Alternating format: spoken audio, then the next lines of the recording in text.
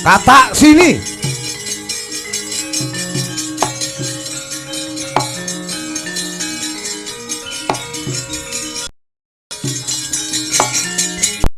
Anjing. Katak sini.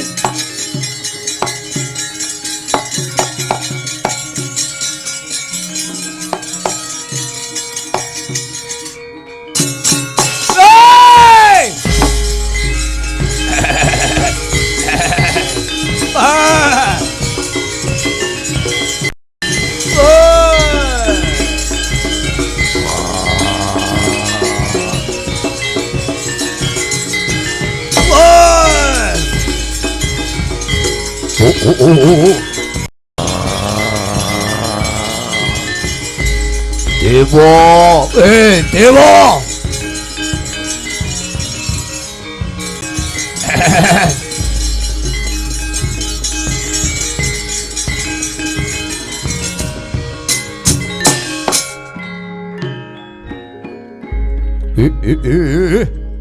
Wong tete wang ora tek ora jodewau.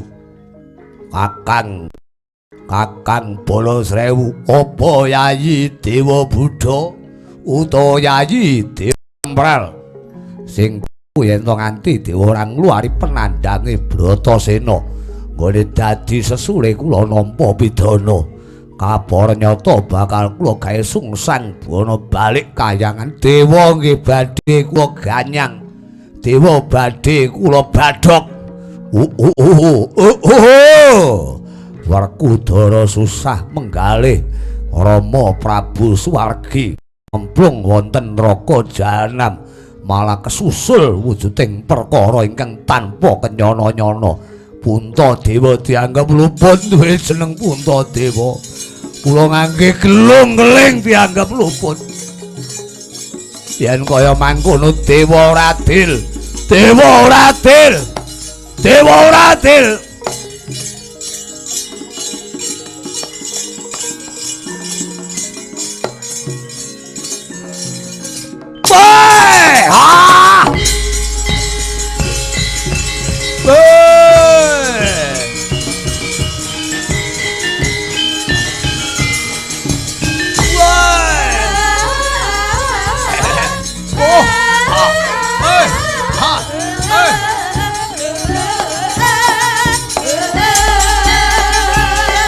Dewa Suralaya amuk.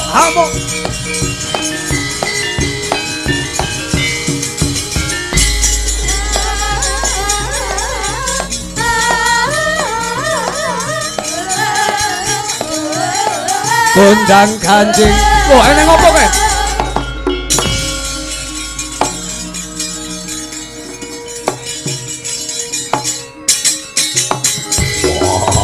Kowe lah salah wilahing sekaring pauna lanjen. Ana buta bareng mapan kayangan Suralaya kurang pegahan kene dudu papan juli jalma menungso. Ayo mudhun wae gaglak limbah woy.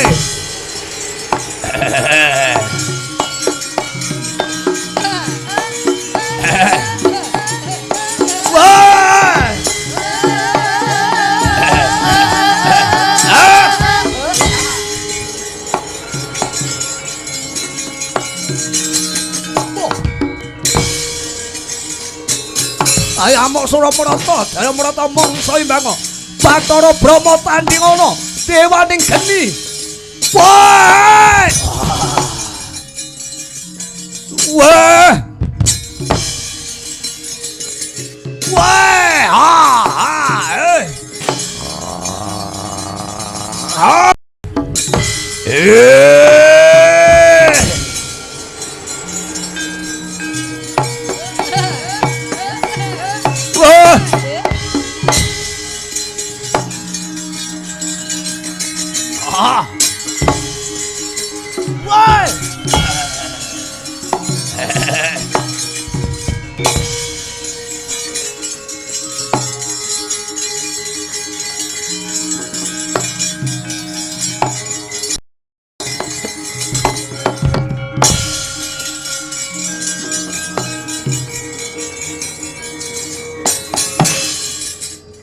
Ayo, di Bathara Guru, Ndi Bathara Narada ora ngulungke Werkudara.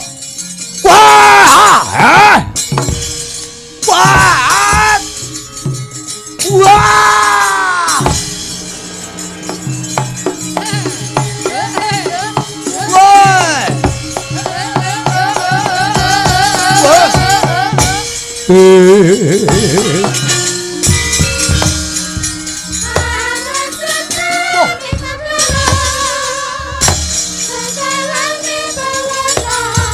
Keparat karepe dhewe.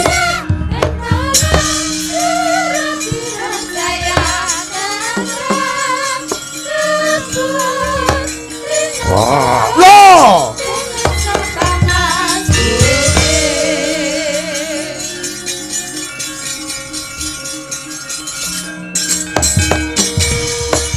Nyata laruta saking godha sang guru kula yen tan mutusa sang Sri Tita buta putih Brahala barang amuk ana ing Kahyangan Suralaya ora tida-tida pengin dadi intiping neraka jahanam. Bathara Indra ora perlu rembugan rana. Ndi Bathara Guru ora kok dudoke Bathara Guru wae sungsang ana balik montrot polo kita. Wah! Wah! Wah!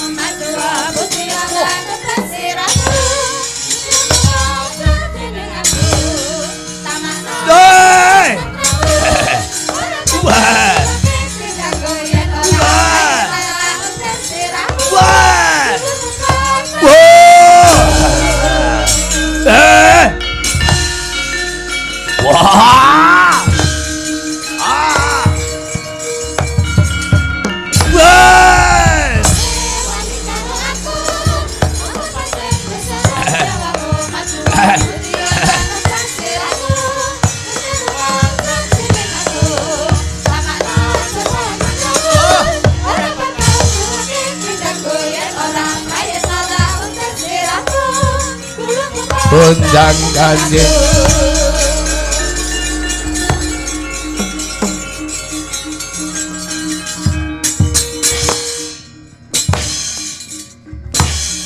ayo totokno kadik dayanmu wewa dewa Pak Dewa Pak Dewa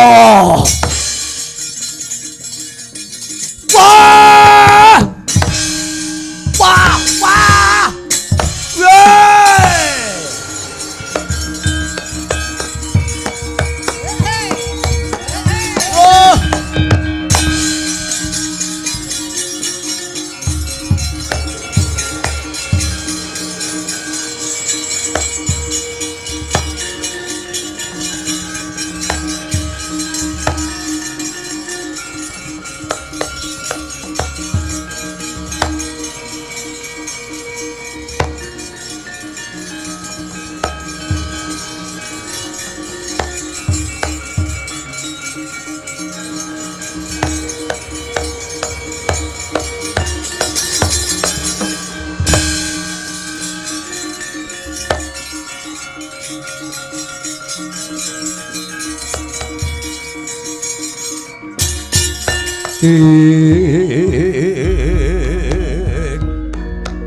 oh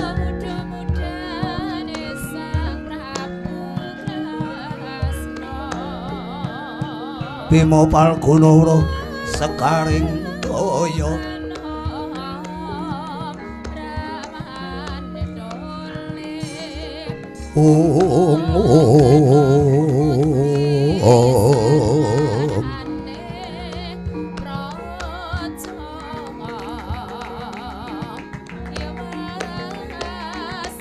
Rikala ngebyara samudra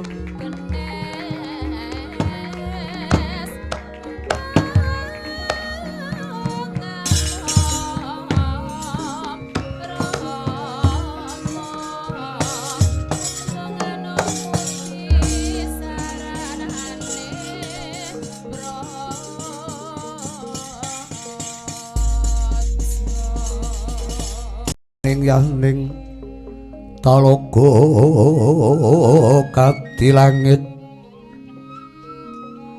mambang kampas wulan upamaneka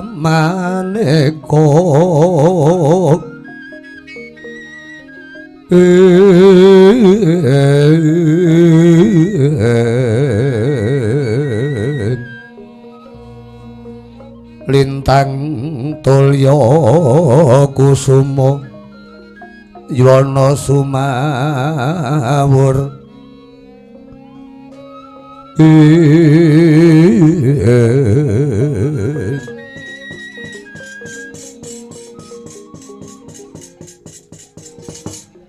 Pak Pong gembyong warudoyong lekece kali conde sapa sing gawe ora nganggo wit ora nganggo anyel anyel kater ning ngangge kok ngoten ning ngangge kok Sangyang Pramesti Guru menika kapanyata titah Pujangkara ingkang maparing ngamarta kaki Prabu Puntadewa uga minggah wonten kahyangan Suralaya nuhuni dawuh timbalan Paduka Adi Guru. Nek menika ada dasar sesule pun Werkudara ingkang seba ing ngarsa Paduka wonten ing Bali Marcukunda Manik. Marcukunda Manik. Adi Guru, Kakang Bathara Narada. Kula tuwana banding waring kula pun ampi Adi Guru. Kenging menapa kok kamara nyata dening samangke ingkang prapta kok dudu Puntadewa. Mongko ingkang ulun timbali menika titah Pujangkara Nalindra ngamarta kaki Prabu Puntadewa dudu Bratasena. Lah menika kirangan ngaten. Kula mboten ngertos. Ora kapara ing sithik pangudalu-dalu menika namung tanpa kengkenan utawa utusan Paduka Adi Guru. Ning kapanyata ingkang kapara matur kepengin minggah wonten kahyangan menika dudu Puntadewa nanging Bratasena piyambak. Ngaten Bratasena piyambak. Bratasena wah guru kakekku apa ya kene kok ingkang munggah maparing kahyangan Suralaya mongko ingkang ulun utus munggah kahyangan ora ana liya kang ulun timbali kuwi kadangmu sepuh ya kuwi Puntadewa merga Puntadewa ndarbeni kluputan lan dosa ingkang gedhe tumraping kadiwatan utawa tumraping kahyangan Suralaya utawa jagat raya ing atase menungsa lumrah nganggo tetenger Puntadewa menungsa lumrah drajating satriya wani nganggo gelung keling ingkang dudu papan lan panggonane guru kakekku aja kleru penampa gandeng kowe utusan Narada kakekku mudhun ning Madyapada adining swasana sing kok timbali Puntadewa sing munggah ning kahyangan ya utusane Puntadewa ora ana liya aku Werkudara ingkang seba dina iki keneng apa kok kudu nganggo utusan kabeh tak padhake karo apa kang kok tindakke mula sadurunge kowe jumangkah kowe iki sregep ngilo karo githokmu dhewe najan to kowe dewa ning nek ora kanggo tepa tuladha ora patut kanggo patuladaning para kawula beda apa kowe dadi dewa gunane apa dadi dewa yen ora iso nindakake adil kelawan bener kemretek ya Mbak kemretek wae diungak to kae ning kahyangan kok kemretek ya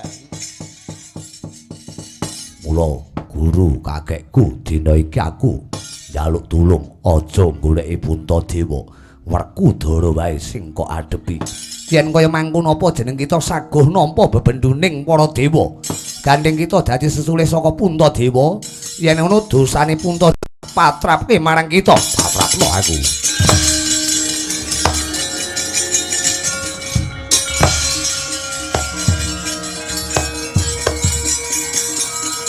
ya Madipati wonten dawuh pukulun kene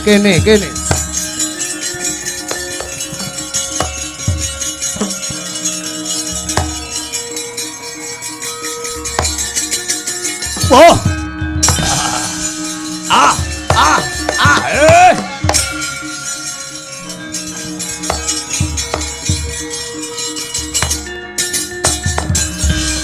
mangobat si manyura sawung kluruk anelungi wancine wus kakate enjang ayo ruwang amiwiti netepi rukun limo mriyana kang sinandhang ing donya mekeng akhir ing Bratasena. Wah, guru kakekku piye? Yen kita kaporya nyata ora nrimake Puntadewa ulun patrapi pidana, tak jumbuke kelawan dosa kita nggone kumolancang Cumantaka. Aja dianggep Bratasena tanpa luput. Aja dianggep Bratasena tanpa dosa. Wiwit cilik kita ora basa karo sapa wae. Wiwit cilik kita nyembah marang sapa wae luwih nyembah kelawan ulun. Padha karo kita iku ngiwakke marang drajating para dewa. Rumangsa kumalungkung, rumangsa bisa nanging ora bisa rumangsa. Sak karepmu oleh mung ngarani. Wong ki anggere wis gedhing kaburu sengit. Sak mubah musikku isine mung sarwa kleru. Yen arep mene patrap pidana marang Bratasena, arep mene pidana marang Puntadewa. Aja Puntadewa Werkudara sing saguh nglampahi wujuding paukuman. Yamadipati wonten dawuh pukulun margagi Bratasena giring cemplungna ning Kawah Candradimuka. Ngestuaken dawuh pukulun. Osik. Ada dasar apa aku kok cemplungke Kawah Candradimuka? Kita kumolancang. Ingkang ulun timbali kuwi Puntadewa ingkang prapta kita. Siji. Ingkang angka loro kita ya ndarbeni dosa. Lehmu sugal sesugal. Ora nyembah klan dewa, ora basa kelawan para dewa. Malah kowe persasat maneni marang dewa ora mikir marang luputmu. Perkara kowe ngluputke aku monggo ora apa-apa. Nek pancen tak padhake karo dosaku, nggonku kok cemplunge Kawah Candradimuka. Wah. Ora usah dadak digiring Yamadipati. Tak nyemplung dhewe ning Kawah Candradimuka. Wah. Wela dalah.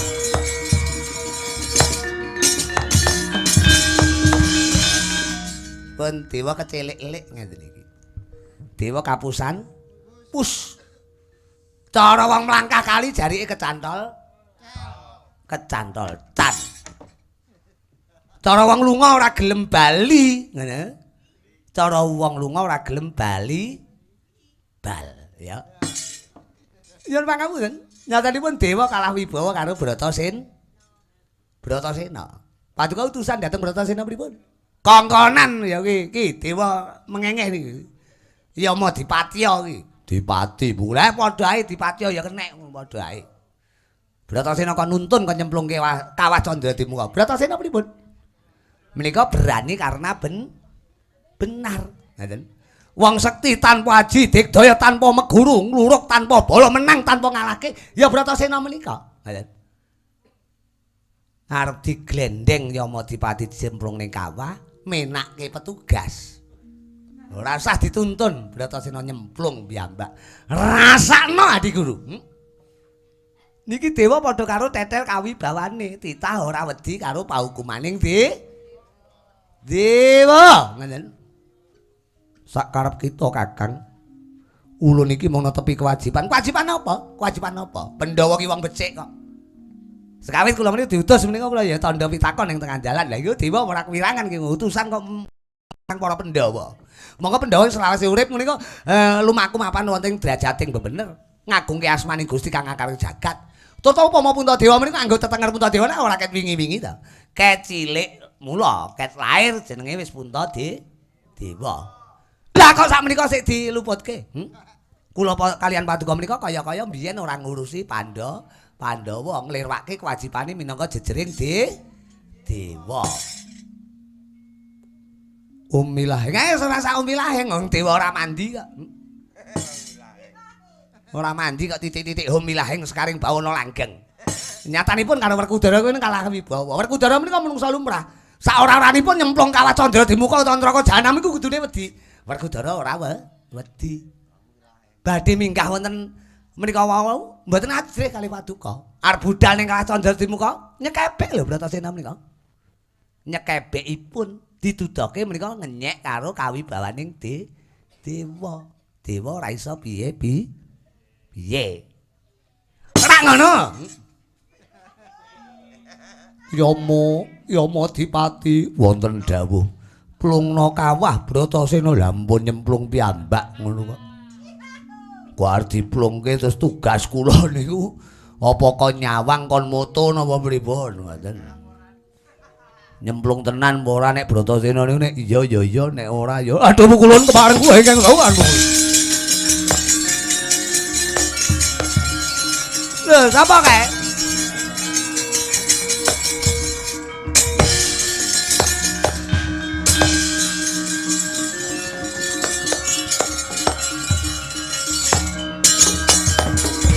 Pukulun kemarin matur karo sepatu kondo kan mau pukulun kalamun wonten buta loro cacaya buta ingkang werninipun ireng kalian pethak naminipun Dewa Amral kalian Bola Srewu ngamuk punggung wonten kahyangan Suralaya tan wonten ingkang dipun padosi kejawen namung paduka Kanjeng Rama Pukulun Bathara Guru nyuwun wangsuling Bratasena nyuwun wangsuling Bratasena weladala jagat Dewa Bathara.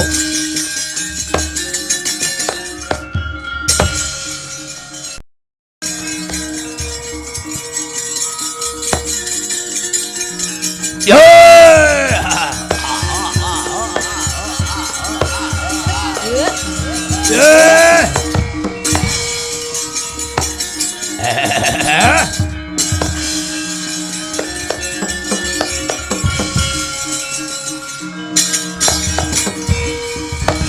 Aku sing teka Pukulun Bathara Guru, aku sing teka Pukulun Bratasena tak jaluk, Bratasena tak jaluk.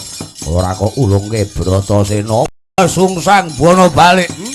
Dewa tak kayangan tak ora tarit, widodari tak go mulih. Njaluk. Ayo kayangan tak obrak-abrik. Pak Papong, buta-buta ora ngerti. Ulun ketutupan jarik kita lho. Ulun ketutupan jarik kita, jarik ora tau diombak nggih nglangkai dewa kan. Jangkrekane iki.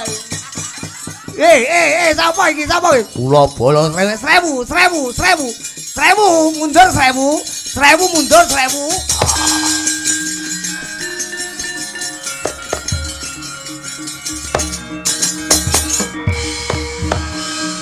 Keranjingan ya kita. Dewa penak-penak lungguh lah kok dilangkahi dikerukupi jarik. Anggepe wah kula kinten kala wau lek mboten dewa. Lah kita anggap apa? Kula kinten nek dingklik. Dingklik mata kita iku. Masaku kaya. Pangapunten Pukulun, pangapunten. Ulun ora bisa maringke Bratasena. Wah, sungsang bono balik.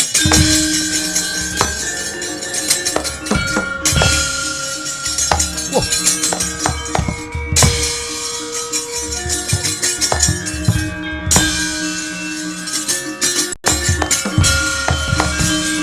Kita buta loro jansip. Kita buta loro ketok kompromi. Kompak enggak kompromi ae. Kita wong loro nyata-nyata buta sing bener-bener bisa nindakake kewajiban kanthi becik. Bener. Niku lak sami manut ora padha kaya becik ketitik ala ketara. Nek bener apa nek bener ketitik? Bener bakale uripe denger. Kuwi jaman. Nek iki kudu dibesmi ya. Wong bener kudu oleh berkah. Tuladane kaya Werkudara. Werkudara pripun? Werkudara plongke Kawah Candra Dimuka. Aja disengguh ulun ora ngerti kita. Kita iku ora ana liya ya ki Prabu Punjere Panguwasa.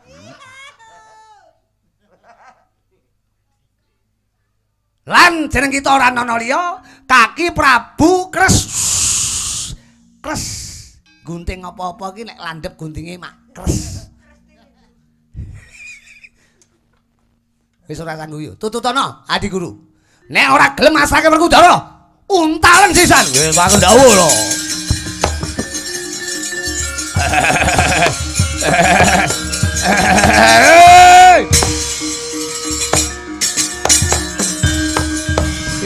Adi guru ki dewa ora kajen adi guru ki. Ora ngerti nek Pandhawa ki gone wong becik malah diorak-arik uripe. Wah. Lera usulore sorore adi guru.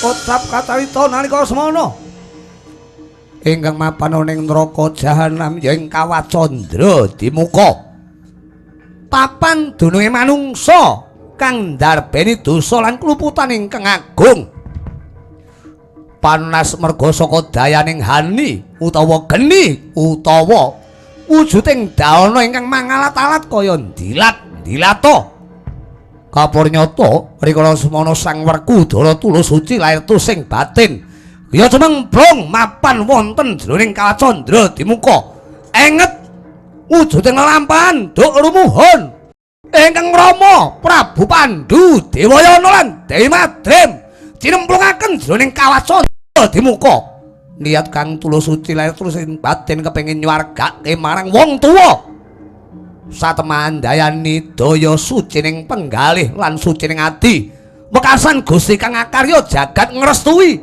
geni sing panas bebasan segere kaya es Prabu Sang Werkudara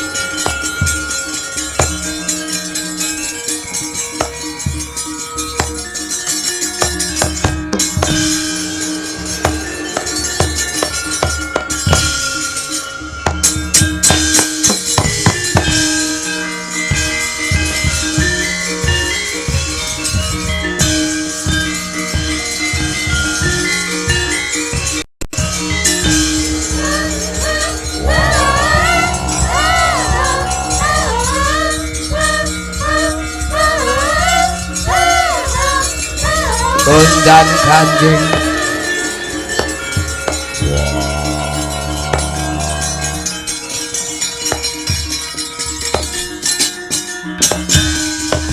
Sangking bokor kencangane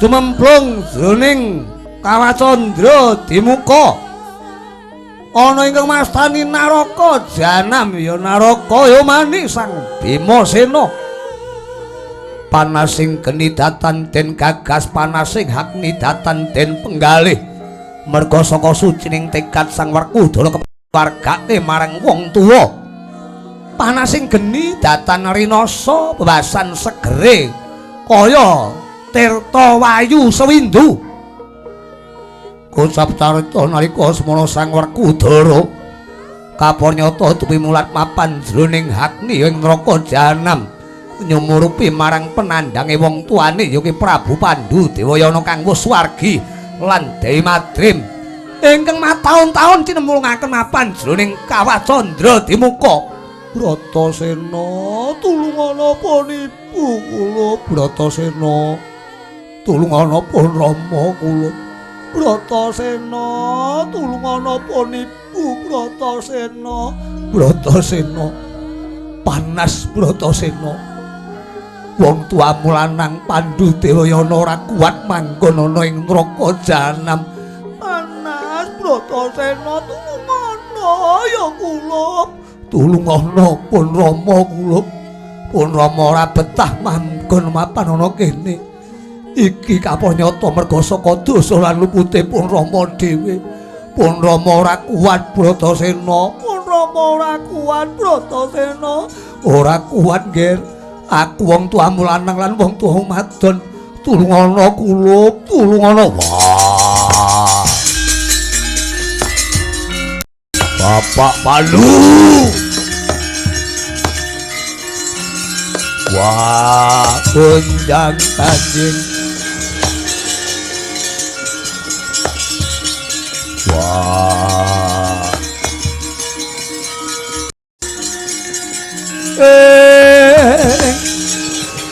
Oh, Bapak Pandu.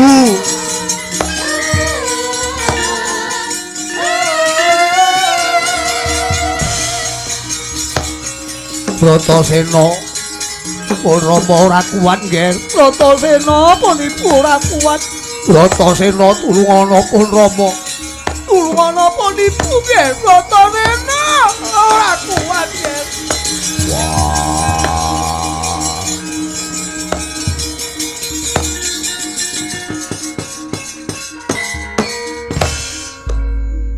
Minangka jadering anak ingkang ndarbeni dharma bekti kelan Kang Rama. Swargi Prabu Pandu Dewayana lan Kang Ibu Sang Dewi Madrim nangis sengrukan Sang Bratasena mapan ing neraka jahanam. Jebul kapara nyata nalika semana ingkang den sumurupi rikala Kang Rama kabanjut nyawani dening Yama Dipati. Engga sapriki cumandha mapan ing neraka jahanam.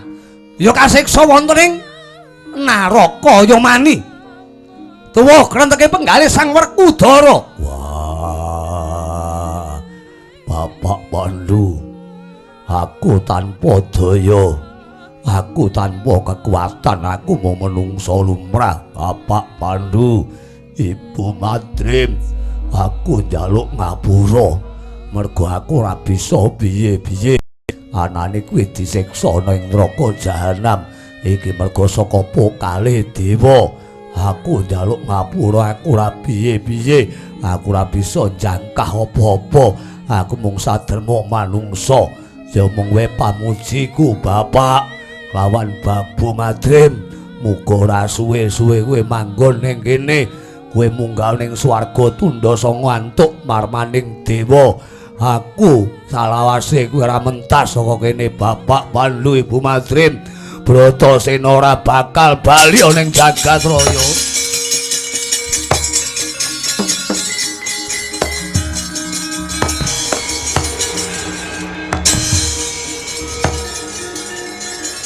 Bratasena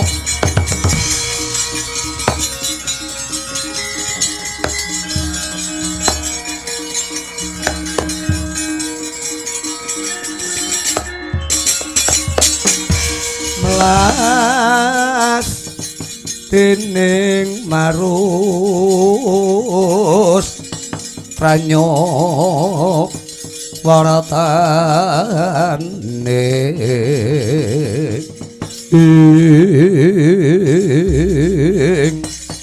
Bratasena. Wah, guru kakekku mentasa saka Kawacandra dimuka ya kulup. Ulun minta sanjata pitulungan. Kowe njaluk tulung apa? Iki dina ning buta loro barang amuk ana ing kahyangan ora ana kang bisa mambengi. Ya ki ora ana liya Dewamral dalah bala srewu. Sing diwadi ya ki mung jeneng kita Bratasena mentasa saka kawah ya kulup. Mentasa saka Kawacandra dimuka. Wah, ora sudi. Apa sebabe? Guru kakekku. Ana jroning kawah aku meruhi lakon ingkang banget ndadekke atiku ngrantes. Wong tuaku rikala semana kok banjut. Babu Madrim dalah Rama Pandu Dewayana. Mongko kuwi ratu kang becik, seneng tetulung marang pepadaning urip. Ngagungke asmaning Gusti kang akarya jagat tumindak kang utama. Ratu Wibawa Sembada wicaksana. Ora nyana ora ngira bareng wis mati kok cemplungke ana ing neraka jahanam. Karep kita kepiye? Entasna wong tuwa. Entasna saka neraka, unggahna swarga Ndasanga. Wong tuwa kita iku nandhang luput nalika semana tau tate sumpah prasetya yen to ngampil wujuding lembu andini titian ulun besok swargane bakal kacemplungake mapan ana ing neraka jahanam. Aja nyawang dosa lan lupute. Aku dadi anak ora bisa tentrem uripku ning donya nek wong tuaku isih urung munggah ana ing swarga. Margagi mentasa ora sudi. Yen ngono kayangan bakal salahmu dhewe. Kowe gelem ngentaske wong tuaku loro-lorone. Bapak Pandu Babu Madrim munggah ning swarga Tundasanga. Werkudara bakal mentas saka Kawah Candra dimunguk wong tuamu wis munggah swarga, Nger.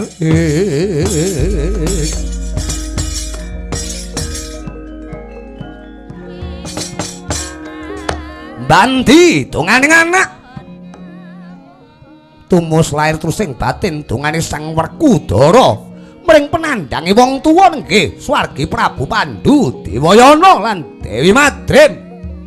Tan mikir pringgo bayaning dedosa merga Sang Bathara Guradri kalamuna pangamuke buta sakembaran nenggih Sang Balasrewu lan Dewa ingkang pranyata dumadi saking Prabu Kresna lan Prabu Puntadewa. Datan saranta Sang Prabu Puntadewa giangunggaken Sang Prabu Pandhu, Dewayana dalah Dewi Madrim minggah mapaning swarga Tunda Sanga.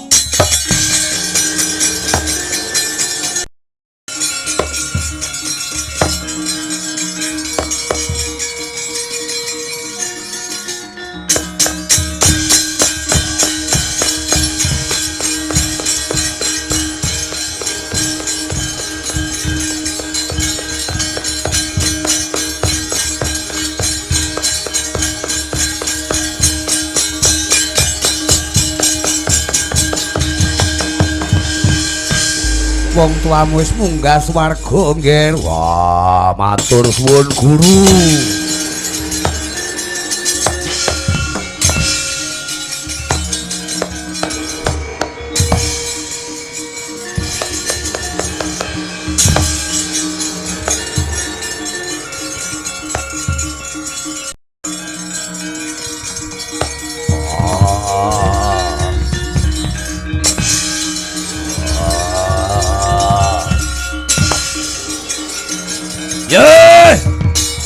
Wah!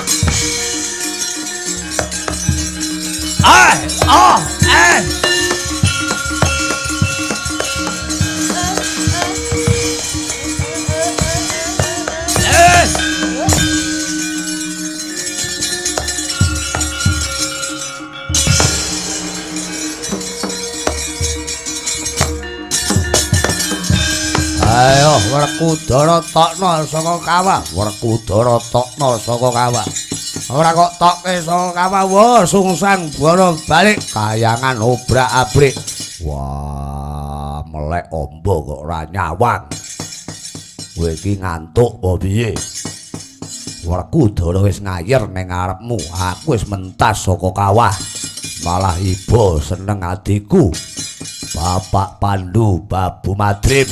Dina iki wis munggah ana ing kasuwargan jati utawa swarga langgeng. Wela dalah Yayi.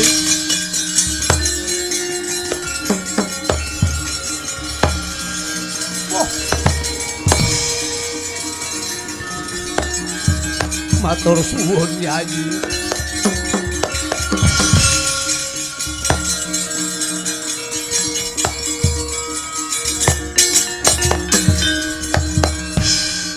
Waduh, tugasku wis rampung ketok iki, wayah ringkes-ringkes iki ketok iki. Wah, usung-usung iki. Dudu karepe dhewe.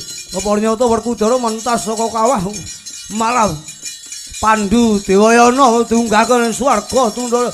Rit, prajurit. Rit, Bata Sarimbat Rit. Bali Rit, bali.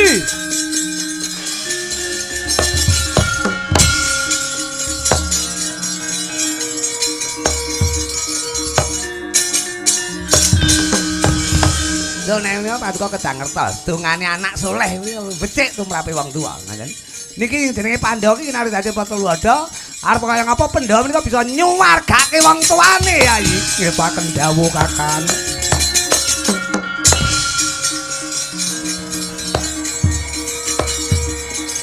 Wah, Werkudara.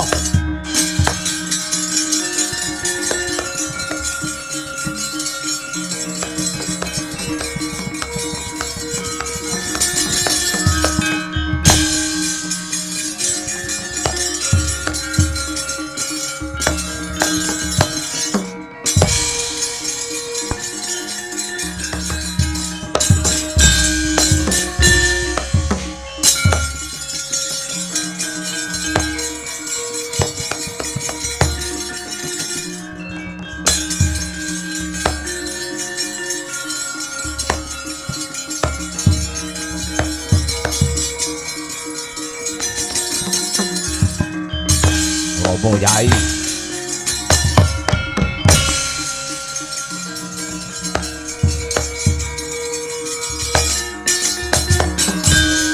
Om awiknan astu mana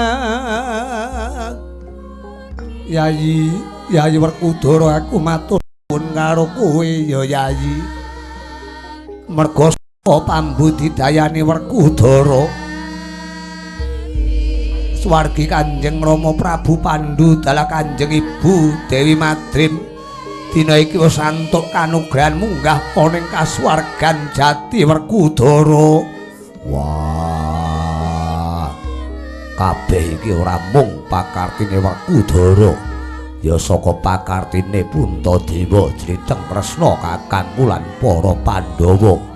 Nggone sayuk saeka kabdi tansah luhur nuwun marang panguwasaning Gusti, lair terus sing batin murih swargane wong tuane dhewe iki sing jenenge Pandhawa dina iki wis bisa nyuwargake marang Bapak Pandhu lan Babu Madrim bela dalah.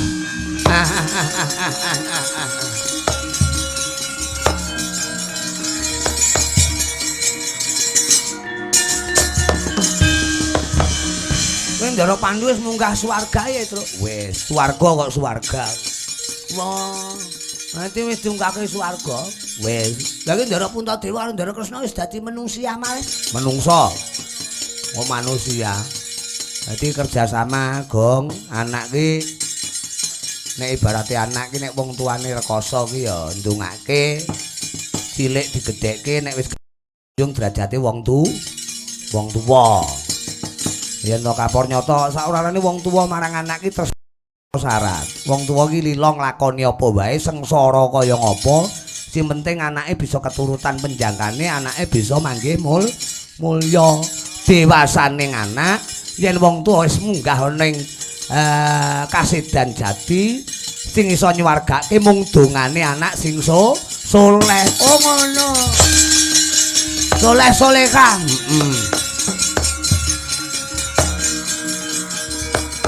Ndara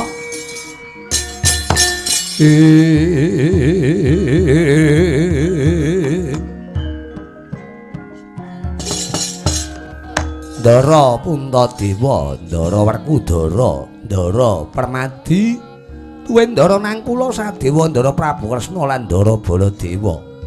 Merga saka wujuding anak ingkang ndarbeni dharma bekti kelan wong tuwa, tegese bisa nyuwargake marang wong tuwa. Dene samangke anjalari Ndara Prabu Swargi Pandhu Dewayana lan Dewi Madrim saged minggah wonten kasuwargan jati utawa swarga langgeng utawa swarga tundha sanga.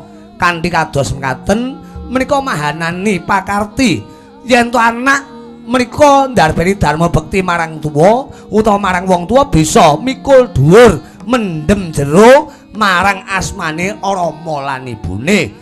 Para Pandhawa sampun mbuktekke dadi anak ingkang isa nyuwargake wong tuane. Muga-muga sedaya menika manggih wujuding Yuwana lan Basuki, manggih wujuding keslametan sedayanipun. Slamet sing nanggap, slamet sing ditanggap, slamet sing ditanggapne, slamet kabeh sing padha nonton tanggapane, Ndara.